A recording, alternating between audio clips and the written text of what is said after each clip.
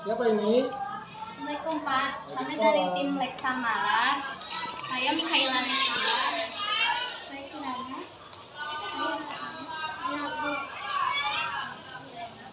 Terima kasih atas kesediaan Bapak untuk diwawancarai. Silakan duduk.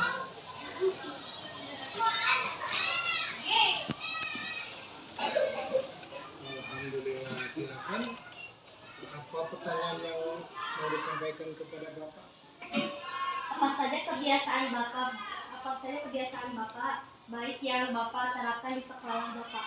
Ya, terima kasih. Sebelumnya, perkenalkan nama Bapak Pak Syarifudin Setio.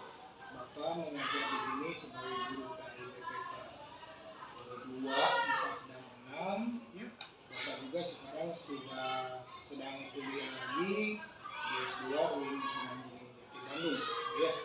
Jadi kalau berkaitan dengan apa yang kamu tanyakan tadi, kebiasaan baik apa yang ada di sekolah ini, banyak sekali kebiasaan baik di sekolah yang ada di sekolah ini. Di antaranya ketika siswa mau masuk ke dalam kelas, berbaris dulu di depan kelas, dan ketika sudah baris di depan kelas, siswa masuk ke dalam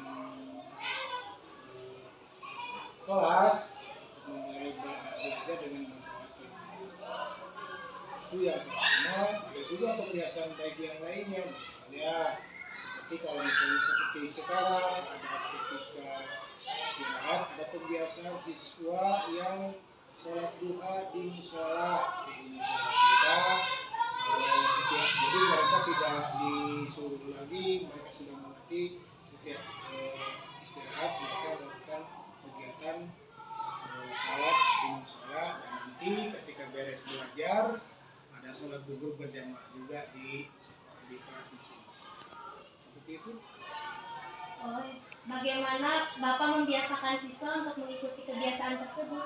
Ya, alhamdulillah, kalau untuk berdoa, Bapak bekerja sama dengan wali kelas semuanya, ya bekerja sama untuk membiasakan anak-anak berdoa di awal belajar dulu, terus membaca hafalan surat, gitu ya. Walaupun kalau misalnya untuk pembiasaan sholat duha, anak dibuat jadwal untuk melaksanakan kegiatan sholat duha di musola. Misalnya kelas 4 itu jadwalnya sholat duha di hari Selasa. Kelas 5 itu jadwal sholat duhanya di hari Rabu. Kelas 6 itu jadwal sholat duhanya di hari Senin. Dan ada juga pembiasaan sholat duha bersama-sama itu khusus kelas 4, 5, 6 di hari Jumat. Dan untuk pembiasaan sholat duhur, setiap beres pembelajaran agama di kelas masing-masing itu selalu diadakan kegiatan sholat duhur berjamaah di kelasnya masing-masing. Sudah terjadwal dan imamnya juga dari siswa, bukan dari Bapak sebagai guru. Seperti itu. Oh, biasa. Kalau bagaimana Bapak melihat perkembangan siswa dalam hal kebiasaan baik ini? Alhamdulillah, dilihat perkembangannya sangat baik sekali, di mana siswa itu sebelum belajar mereka tanpa disuruh pun sudah berdoa gitu ya, dan membaca hafalan suratnya dengan baik. Dan ketika ini juga ketika istirahat juga mereka tidak usah disuruh-suruh lagi untuk melakukan sholat duhur atau untuk melakukan sholat duha. Jadi mereka sudah inisiatif sendiri untuk ke musola, dan untuk kegiatan sholat duhur ketika beres pembelajaran mereka sudah biasa juga menyiapkan dulu ruangan kelas, mulai dari mengangkat kursi ke atas meja, ya, membereskannya ke pinggir, dan setelah beres semuanya ada yang piket semuanya dibersihkan ruang kelasnya, dan setelah itu semuanya berwudu ke tempat wudu yang sudah tersedia, ya. Setelah wudu mereka kembali ke kelas untuk melaksanakan kegiatan sholat duhur, dan setelah dikondisikan dimulailah, ya, kegiatan sholat duhur berjamaahnya. Mereka inisiatif memilih imam laki-laki, harus laki-laki, tidak jangan perempuan. Kalaupun misalnya boleh perempuan, asal itu kegiatan yang sholatnya imamnya dan makmumnya juga perempuan. Seperti itu kegiatan sholat duhur berjamaah. Kalau apa tantangan terbesar yang Bapak hadapi dalam menerapkan kebiasaan baik ini? Tantangan terbesarnya itu pertama kalau di berdoa ya, di kelas itu masih ada siswa yang belum hafal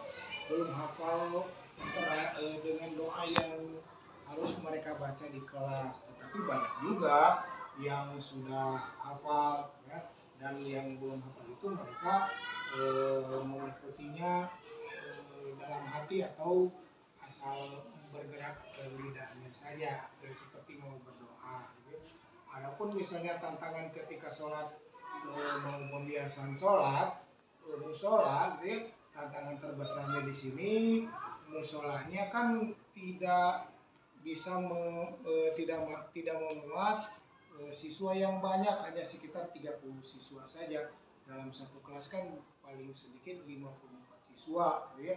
Jadi tantangannya itu tidak bisa serempak masuk sholat doa di musola secara bersama-sama. Jadi mereka bergiliran